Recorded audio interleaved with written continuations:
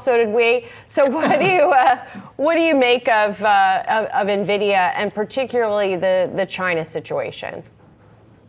Yeah, I mean, I think overall you've got to be pretty optimistic where NVIDIA is sitting right now. I mean, the guidance, I mean, the results in itself are perfectly fine, solid results. The guidance, when you kind of try to dissect it, I mean, you alluded to the $8 billion in lost revenue there from China, which essentially indicates that the non-China business is running well ahead of expectations, because most of us we're looking at about a $4 to $5 billion hit for the July quarter tied to China. So the fact that you're likely running a couple of billion ahead of expectations in China. As far as China itself is concerned, listen, I think what you're getting here now is almost a de-risking of China in the fact that, hey, listen, you would have been potentially 8 billion above the current run rate, but the fact of the matter is, you now don't necessarily need to worry about another leg down driven by China. And in fact, if we were to see some sort of good news, and we don't think NVIDIA is going and Jensen is going to give up on China, so we would expect them to at some point find their way back into China. Once they do, that is a potential catalyst for the shares. Angelo, I know you got a buy on this name, but when you're talking to your clients and they ask you, hey, what are the key risks I need to think about before committing capital to NVIDIA? You tell them what, Angelo? Yeah, I mean, there's a lot of risks that are still on the table. I mean, I'd say right now, there are still geopolitical risks that you still need to take into account, tariff-oriented risks. I mean, we do have a pending 232 semiconductor investigation that is going on at this point, where we expect to get some clarity on it here over the next couple of weeks or months. Once we get further information on that, there is going to be a tariff, right, on technology products out there, on the hardware side of things. NVIDIA largely now is hardware oriented in nature. We think they're going to be able to obviously pass through a lot of those costs, but nonetheless, it is a potential headwind that's looming out there at some point in time. But still, we need to find out and get some clarity on that side of things. I'd say the other thing, when we look out here over the next couple of quarters or years, the trajectory of AI demand, I think was more of a concern maybe 2 months ago, but nonetheless, we're seeing a lot of supply growth in terms of extra compute capacity getting added into the market, not only from the hyperscalers, but from these tier 2, 3 providers, whether it be the CoreWeaves, the Stargates of the world. And if we would get to a point where that supply growth exceeds the demand growth, that clearly becomes worrisome for the AI trade. But I don't think that's something you necessarily have to worry about here clearly over the next couple of quarters, especially given what Jensen just talked about in terms of the emergence of these reasoning models, what they're doing with AI agents and the demand that's providing for compute here. So one of the questions I have is in terms of some of these other areas that you just were referring to, to counter Josh's question, what are some of the positive things that you're telling people who are calling you that you're seeing? You referred to some of those things, but what are the other growth areas? Like one of the things we were talking about earlier is the fact that, we're really not seeing anything on the robotics side just yet from a revenue perspective. I think there's some other opportunities out there. Any other things like that you're seeing that you think are positives? Yeah, so I think when it comes to AI, you've got to walk before you can run, right? I mean, you look at 2023, 2024; those were kind of the years of Gen AI. You've now got this inflection here in 2025, which we think will spill into 2026, which is kind of this shift towards AI agents, more complex reasoning models. And I think 2027, 2028 will be the bigger opportunity and massive wave in terms of the physical AI world.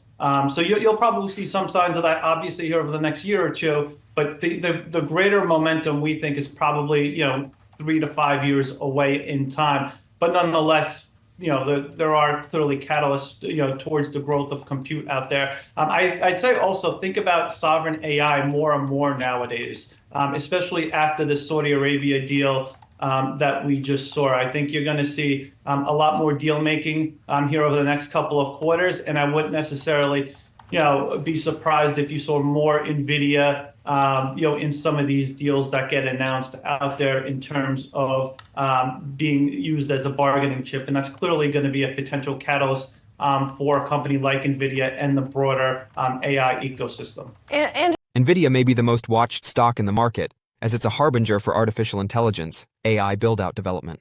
Most of NVIDIA's revenue comes from graphics processing units, GPUs, installed in data centers to perform AI workloads. Investors can presume that AI investments are advancing rapidly as long as NVIDIA keeps releasing strong outcomes. The first quarter fiscal year 2026 numbers that NVIDIA recently released, which concluded on April 28th, were outstanding.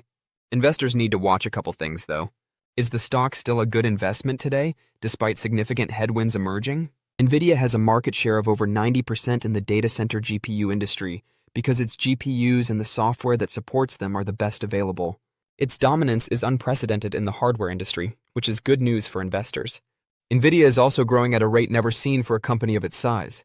In Q1, its revenue increased 69% year over year to $44 billion. However, this pace is expected to slow a little next quarter, with revenue projected to be about $45 billion, indicating 50% revenue growth. The reason for this slowing growth is related to U.S. government export restrictions. On April 9th, NVIDIA received notice that it was unable to sell its H20 chips, designed specifically to meet the requirements of previous U.S. export restrictions, without a license, thereby stopping the sale of these chips. As a result, NVIDIA failed to generate $2.5 billion in revenue in the first quarter and had to charge $4.5 billion for excess inventory. NVIDIA sold over $4.6 billion worth of H20 processors prior to the restrictions. Additionally, they estimated that H20 chip sales in Q2 would total about $8 billion. Accordingly, NVIDIA's Q2 growth would have been over $53 billion, representing a 77% increase. NVIDIA's growth rate would have been 79% if the $2.5 billion in sales that was lost in Q1 had been recovered. For comparison, NVIDIA grew by 78% in Q4, showing that its customers are still spending a lot of money on GPUs and that the growth rate isn't really slowing down. Since government export limitations are the only thing preventing NVIDIA from growing this quarter and the following, this is a very bullish indication. The market responded favorably to the news and drove NVIDIA's stock up when the company announced its earnings, even if investors didn't witness the huge boost they're used to seeing with NVIDIA. Does this, however, make it worthwhile to purchase this stock? NVIDIA's trailing 12-month profits per share, EPS metric, will be somewhat off due to the one-time charges associated with writing off the H20 inventory. This effectively renders the trailing price-to-earnings, PE ratio, useless for the upcoming year. Rather, I'll value the stock using NVIDIA's projected PE. At 33 times forecast earnings, NVIDIA isn't the cheapest stock on the market, but few stocks are expanding as quickly and steadily as NVIDIA. NVIDIA's core business remains intact and is performing exceptionally well in spite of the obstacles posed by the U.S. government. The demand for GPUs is still high and isn't expected to decline. I continue to believe that NVIDIA is a good investment here, and since AI tailwinds are still strongly favoring NVIDIA, investors should plan to hang on to their shares for 3 to 5 years. So, what implications does this have for NVIDIA's stock? Let's explore that. But first, a big thank you to those of you who've stuck with us this far. Creating these videos takes significant effort and dedication, so if you're enjoying the content, please hit the like button, subscribe to our channel, and share your thoughts on NVIDIA stock in the comments. Your support truly helps us grow. Now, let's get back to the video. The hole that's been created by the export controls when it comes to the H20 chip. Do you see them finding a path forward there? I mean, it's going to be difficult because, you know, as a U.S. multinational corporation that has tariff policy implemented, you would really have to bifurcate, maybe, you know, it's a subsidiary, but it's still connected. So it's going to be difficult to get their technology manufactured in China when it's IP protected in America with tariffs. But as you know, we saw the Federal Trade Court basically coming down on the administration saying you don't have the authority under this particular law. We fully expect the administration to go out to other laws, other sections of laws that give authorization for tariffs. There's another section that allows up to 50% tariffs. But again, that all remains to be seen. It is going to be difficult if there is an outright ban, like there is on the H20, basically, as we've been talking about. If there's an outright American ban, it is going to be difficult for them. They're going to have to really thread that needle legally very, very carefully. And they don't want to jeopardize, like we just talked about, all of their Mag 7, all of their hyperscalers, and all of that revenue that is really gives them so much breadth and depth. Okay, a lot of the sell side communities are adjusting their price targets off the back of these earnings for NVIDIA. I saw several different more bullish views on it now, re-rating the stock higher than where it has been. It's made Citigroup raising their price target to $180 a share. They are buy. Morgan Stanley is overweight on NVIDIA. They've raised their price target to $170 a share. The analyst community is still largely bullish on NVIDIA. At the same time, I hear some talk that, it may be the valuation is starting to heat up. It's made quite the recovery this year, For given sure. the troubles that it faced. You mentioned DeepSeek earlier this year. Yeah. But over the past month or so, it's certainly made a turnaround now. At the time of our taping this interview, it is outperforming the S&P 500. Do you think this is sustainable? So I would say in a world where all things are positive and we keep just growing and having kind of normal economic, situations, yes. However, I do see such global macroeconomic headwinds coming, and I think that's going to affect the economy in general. Like, when you see kind of the balance of the world, I wouldn't say de-dollarizing, but I would say moving away from the West and towards the East, the BRICS bloc, the Belt and Road Initiative, all the things that we have seen that China has sort of orchestrated. And there's a lot of things that people don't even understand about, the blockchain technology on Enbridge that China has taken over from the World Bank. Those kinds of things really are indicative of countries moving to the East, away from the West, and that gives us a lot of global macro headwinds on economic activity. This is why you saw oil drop, because before, when the tariff policies came into effect, it's like global demand is going to drop, global shipping is going to drop, all these things are dropping. So if you had sort of just a normalized last 10 years, not talking about the global financial crisis, just last 10 years of normal economic cycles, I think NVIDIA is going to have an unmitigated runway up. Absolutely, because there is just not a direct competitor that has the technology foundation that they have built. There just isn't. And they can't get to that level without billions and billions of investment and a lot of infrastructure investment. So that's why they're poised to win. However, they still have to deal with the macroeconomic global situation as everyone else, and that could really be a headwind for them. Well, I know you talked about the headwinds, but I'm curious to know your thought about global potential tailwinds. NVIDIA, if they've made this investment in Saudi Arabia, they made that big trip with Jensen Huang, making that big trip along with the president, with thousands of chips going over there. What's your view on that potentially being a tailwind? I mean, I think the Middle East deals are another, just a huge positive win, and it helps, diminish the Chinese impact a little bit to let us know, hey, there's, like I said, the breadth is wide. They've got the autonomous vehicles, they've got the hyperscalers, they've got Mag 7, they've got, and now the Middle East deals. I mean, just the increase in revenue year over year from 26 billion last year, this quarter, to 44 billion, it is phenomenal. And to your point, it was 7 billion the year before, it was 26 billion. So we're talking about, a 4x almost in 1 year, and then almost a 2x in the next year. So is this sustainable? I don't want investors to get ahead of their skis and think that this is a God company and they cannot do anything wrong. We saw with the H20 how things can have an impact, and we know that. But no, I do not see a competitor that is going to be able to get up in their face and bring them a real, it's like they're one of one. They are one of one. Well, the view was that AMD would be closer number 2 than it has been. What's your thought on that? I mean, I just don't know that they are going to be able to scale and create the infrastructure, even though they're a massive company themselves, that NVIDIA has put into these GPUs. Okay. And then I want to go back to the thoughts that you have about China. You make a great point about in terms of what the competitive landscape looks like here, but obviously China is going to try to address that hole that the export controls creates.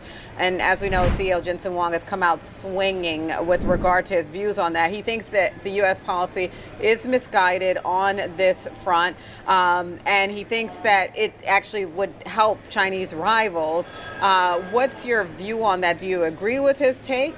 I mean, I thought his take was really interesting because basically what he's saying is what you're doing is unleashing the dragon, right? And you're basically saying we're not going to provide this for you, so you're going to have to figure it out yourselves. And we know how China is with IP theft. I mean, let's call a spade a spade. They are IP stealers, and so the DeepSeek I think was such a shock to everybody because they thought how, and of course the $5 million they said that it cost them. That everyone has discounted that and said that is just not true. That is China coming out and trying to say, oh, look what we did. We got your technology and we only did it for $5 million. So everyone understands that was not a true number and that it's a lot higher than that. But it is just showing you, and I don't mean to speak to of a country this way, but I think it's nefarious. It's nefarious intent to say, look, either we're gonna get it the right way or we're gonna get it anyway, and you're not gonna have the profits for it. And I don't think that CEO Jensen is off in his sentiment that this is a country that will stop at nothing to be number one. And if they see that AI is the way it's coming, they will go after that. And so I don't think he's wrong. I do think if you bring them into the fold and can control with controls and actual verification of what information and IP they have, then that is better than saying, we're excluding you, and then they're left to their own devices to do who knows what. And they're very, very strategic. They have been more strategic than us for 100 years, and they will continue to be if we don't get our stuff together in America. Okay, so how should investors Despite widespread worries about industry headwinds, Morgan Stanley maintained its top selection, describing NVIDIA as a unique opportunity in the semiconductor space and reiterating its overweight rating. We continue to regard this as a special opportunity, Morgan Stanley analyst stated in a note. While there is still a lot of concern, almost universal, that things will slow down, the world's largest market cap semiconductor manufacturer is arguing forcefully that things will pick up speed from here. The latest NVIDIA findings were impressive in a number of ways. The analysts predicted high gross margins, robust ex-Chinese revenues, networking recovery, and encouraging remarks regarding the supply chain ramp on racks. Morgan Stanley attributed this constraint to geopolitical sensitivities around China, even though there was little forward guidance for the second half of 2024 or the calendar year 2026. The analyst stated, "We continue to believe that we are materially under-shipping demand. It is anticipated that a major short-term issue, that rack bottlenecks are causing original design manufacturers, ODMs, inventory to increase, will soon be resolved. As rack constraints are removed and demand increases, the inventory that is building up at the ODMs will shortly be replaced with a limited number of those Bianca cards." As part of a weekly evaluation of semiconductor names, Morgan Stanley has maintained its belief in NVIDIA. The business also likes Marvel a bit more given the sell-off and expects good numbers from Broadcom this week. Don't forget to share your thoughts and experiences in the comments below. Your input helps create a more knowledgeable community where we can all learn and grow together in the world of investing. Stay up to date with the latest market trends, insights, and key updates by subscribing to Investing Tutorial. We're here to help you make smarter investment decisions and stay ahead of the curve. I think very clearly the AI adoption cycle, AI usage, and on a related note, the AI investment cycle clearly remains in a very strong phase. I think we are seeing serious inflection in adoption of major AI services, and along with that comes the need for more AI infrastructure. So I think a company like NVIDIA, a company like Microsoft, those are stocks that had lagged for most of the last, call it 6 months. They were probably due for a rebound given the fundamentals behind the AI industry remain so strong. So if the AI industry remains strong, how do we think about who the potential tech winners and losers of that might be? Because before, when tech has been disruptive, it's been to an industry like retail, with the e-commerce, for example. But now the AI tech could be disruptive to the tech companies who may not all be winners here. How are you thinking about that? Right. I mean, I think there's very broadly 3 types of companies that are participating in this industry today. And this is a very rapidly evolving industry. But you have chip companies, semiconductor companies, server companies, the companies that are providing the computing infrastructure on one layer. Then you have companies that are coming together to provide the physical infrastructure, so the data centers that are housing the computing infrastructure. And then at the top, you have companies that are building applications and end user facing services that are making use of all the technology. So I think right now what's become very clear is the appetite for AI compute and AI infrastructure is extremely strong. And I think that will continue for at least the next couple of years. What's a little bit less clear is at the application layer, who are the winners and losers going to be? What are the new use cases going to be? And I think beyond the early use cases of chatbots and digital media and cloud infrastructure services, there's a few exciting potential newer use cases like agentic software, Right. autonomous driving, Yeah. some use cases in healthcare, but that's going to take longer to play out. Yeah, since you bring up the application layer, it makes me think about Amazon and their approach with Bedrock to offering a significant amount of options to customers as opposed to really hyper betting on one specific model the way Microsoft has with OpenAI. How do you rate Amazon's strategy in the AI race?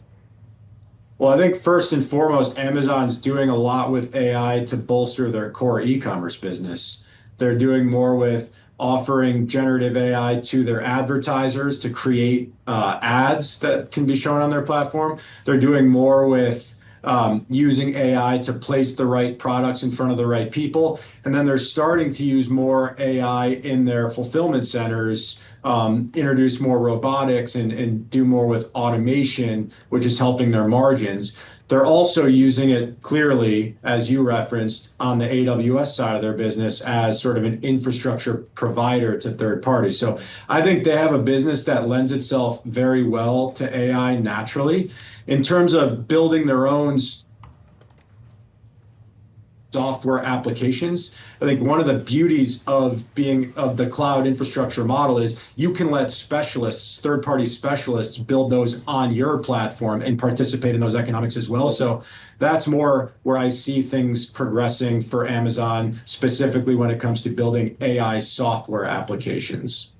Huang noted that the three main parts of enterprise information technology are networking, storage, and computation. These elements are essential for enterprise AI as well. All of them have been combined by NVIDIA. Because of its enterprise AI leadership, I anticipate that the firm will enjoy excellent sales and earnings growth, which will increase its market capitalization. Fourth, industrial artificial intelligence. The final AI megatrend Huang mentioned was industrial AI. It is the use of AI to increase productivity and efficiency in industrial processes. According to Huang, there will be an AI factory next to every manufacturing facility in the world today. According to him, these artificial intelligence factories will develop and run AI for the actual plant in addition to powering its output. Robots in the factories are another aspect of his idea. Manufacturers are already using NVIDIA's Omniverse product to create digital twins and 3D models of actual facilities. Additionally, they can train and test factory robots and driverless cars using Omniverse. Is Huang correct when he says, there will be AI factories in every factory? Perhaps not, but I have a feeling a lot of factories will. Additionally, I think that over the next 10 years, industrial AI will play a major role in propelling NVIDIA to a $5 trillion market valuation. There is potential for hundreds of enterprises to gain a share of the $15.7 trillion global market for artificial intelligence by 2030, according to PwC analysts. But NVIDIA has benefited more directly than any other company from the development of AI. Additionally, Stephen Mandel and Stanley Druckenmiller, two stock billionaires, were fired. In the June-end quarter of 2023, Duquesne Family Office had 9,500,750 shares of NVIDIA, which was accounted for by the company's 10-for-1 forward split in June 2024. As of the end of June 2023, Lone Pine Capital owned 6,016,490 shares of NVIDIA. However, both billionaires would supervise the full divestment of their respective funds' NVIDIA holdings over the next 12 months for Mandel and 15 months for Druckenmiller. To stay informed about the latest developments from NVIDIA and the ever-changing stock market, consider subscribing to our investing tutorial channel. We provide daily updates on significant market shifts and key catalysts, so hit that subscribe button to ensure you never miss crucial information.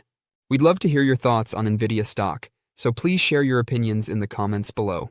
Now let's dive into today's video.